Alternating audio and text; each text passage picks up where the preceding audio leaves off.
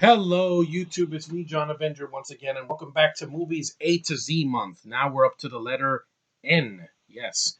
Now I'm reviewing a movie from 2001, a parody film, not one of the Seltzer and Freeberg ones. No, this is not. This is by Joe Galen, and it's not another teen movie. Yeah, because not another gay movie. I refuse to watch. I'm not gay, so. Anyway, the synopsis is not in the back, so I got to read it. This is basically a parody of all those teen comedies from like the 80s and the 90s. Uh, Not beat for beat, but yeah.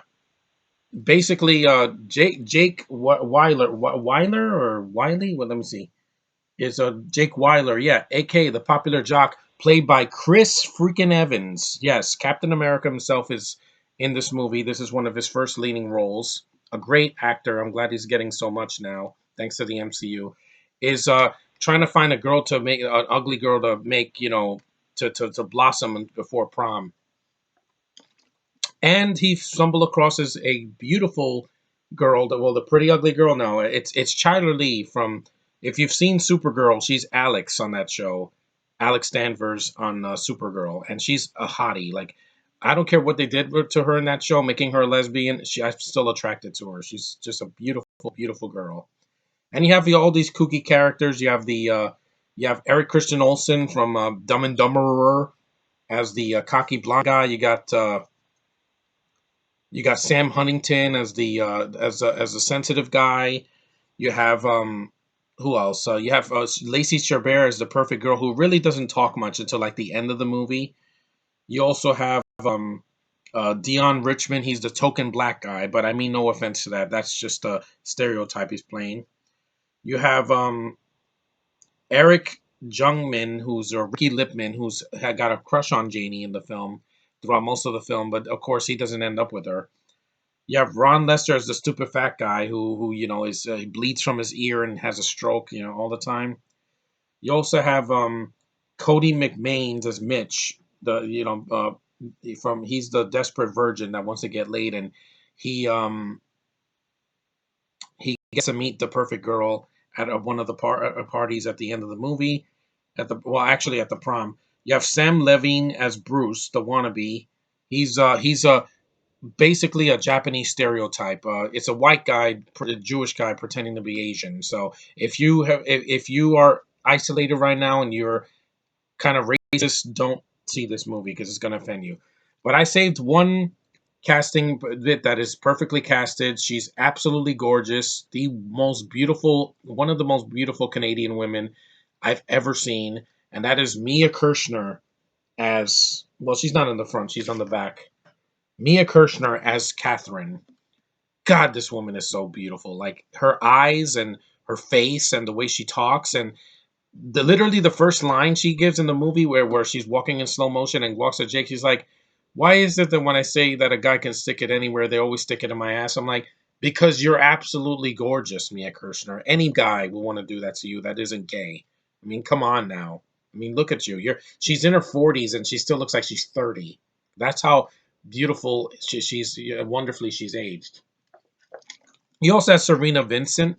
She was in a Disney Channel show a couple years ago, I think Stuck in the Middle or something like that. And she's the naked chick, the foreign naked chick. She's naked for the entire movie. Pretty much you get an ass shot and tit shot. So that's not a bad service for us guys who went to go see this. Well, I saw this on DVD. I didn't watch it in theaters. I was a teenager when it came out. So there's some good things in this movie. I like the musical numbers. There's a few of them in the film spread out. There's one at the end, and there's one like in the middle. There's some fun musical numbers.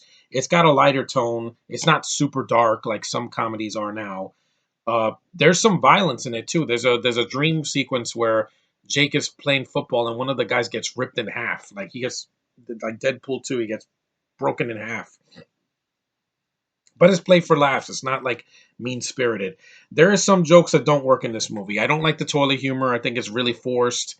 Like a girl farting in the bathroom and then exploding crap on a toilet. That's disgusting. And there's one line Mia Kirshner says that I'm not a fan of. It's absolutely gross. Like I'm not going to repeat it here because I have some standards. And also the sexual jokes. Some of them just fall flat for me. It just It's just the way it was, because of American Pie. Every movie had to have like boner jokes or talking about penises or freaking vagina jokes or having sex with something or jerking off. It's all that in a nutshell. That those are some of the jokes that don't work for me. But you got to remember the time that this came out. Randy Quaid's in this movie. He's lost his nut now. I mean, he's the drunk guy from Independence Day. He's fun to watch. He's Janie's dad. You have random cameos. You have Mr. T. You have Molly Ringwald. You have no, Ed Lauter. Yeah, he's there.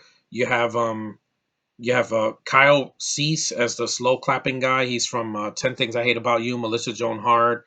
Paul Gleason as the principal from Breakfast Club. Sean Patrick Thomas as the other token black guy. He was in Save the Last Dance. Good Charlotte, a band that performs at the prom. I want candy. Yeah. And you also have Beverly Polson as the old lady. May she rest in peace. She passed away a couple years ago. She was a cute old lady that never been kissed, but you know what scene that is. I don't have to explain it. Just look it up. Yeah. You also have Josh Radner. He's the main guy that played Ted on How I Met Your Mother.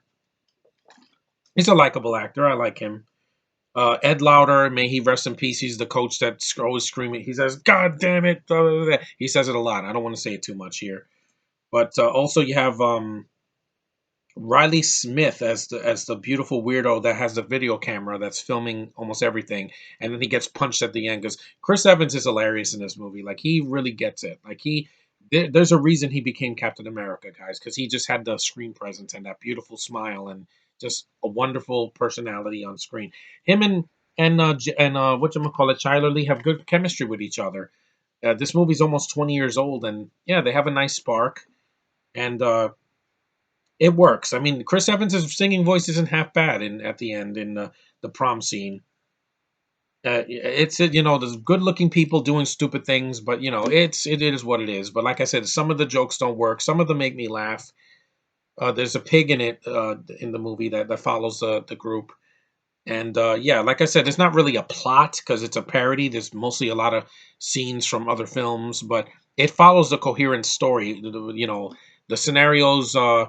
They match. There's not like they throw a horror movie in there like in some of the scary movie sequels or disaster movie, which is not funny at all. I did not laugh once in that. Here, it's charming. It is a guilty pleasure for what it is. And like I said, I love Mia Kirshner. Jamie Presley's also in this. Yes, I prefer her more than Margot Robbie. Sue me. A woman with a southern accent, I'll take over a woman with an Aussie accent any day. And she's the nasty cheerleader. She gets hers at the end, of course, because everybody does. Um, And this tagline is awesome. It says, "Not another teen movie is a happy, nasty, and frequently hilarious assault on 20 years worth of youth pictures." Yeah, pretty much that's the movie in a nutshell. And if you're in the mood to see something different, hey, it's not horrible.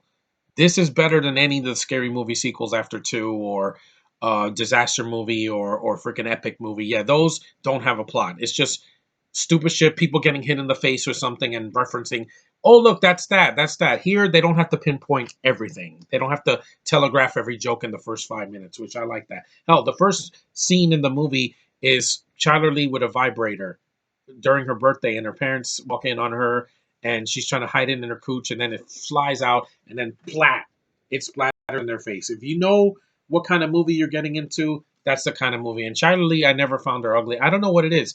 You put glasses on her and a ponytail, and she's ugly. I'm like, she's still hot to me. Overalls can be very sexy, guys. You'd be surprised. I'm heterosexual. Yeah, that means I'm attracted to all kinds of women, every kind, every type emo, as long as they don't cut themselves. Freaking, the wallflower, the sexy girl, the freaking nerdy chick, anything. That's just how I am, guys. I'm not gonna change. But anyway, there is an unrated cut, but really, they did was they added a different ending, and they incorporated some of the deleted scenes back into the movie, which to me they're kind of pointless. There is a scene where girls are playing up doing a pillow fight, which is nice for us guys. This is a movie for us. We get to see beautiful women being beautiful women, not overly feminist bullshit SJW stuff we have now, which is all the time. It's like this has to be politically correct, and women have to rule, and we have to stand over guys. Yeah, that's not how it works. We're equals. That's the way it goes.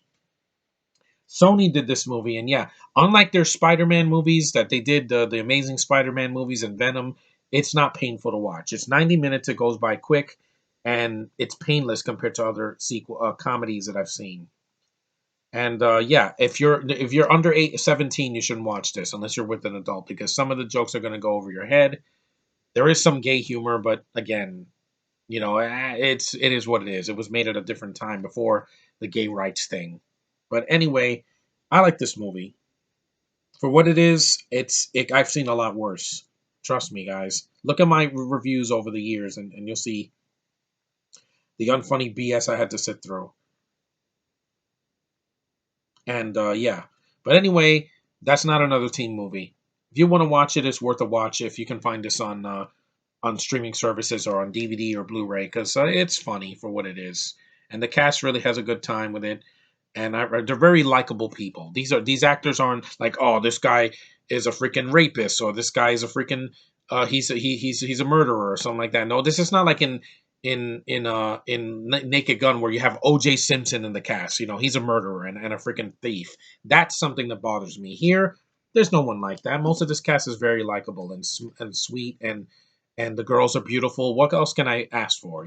There's even an Asian girl in the movie that talks, and that's all good. There was a character that was kind of annoying, Joanne Garcia. She has Tourette's and she just says random things. It was kind of stupid. That was a running gag that I thought was just a limping gag.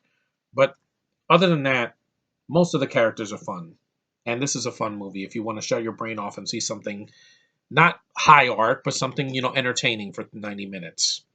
But anyway, guys, that's my review for Not Another Teen Movie. Not much to say, but I had fun with it.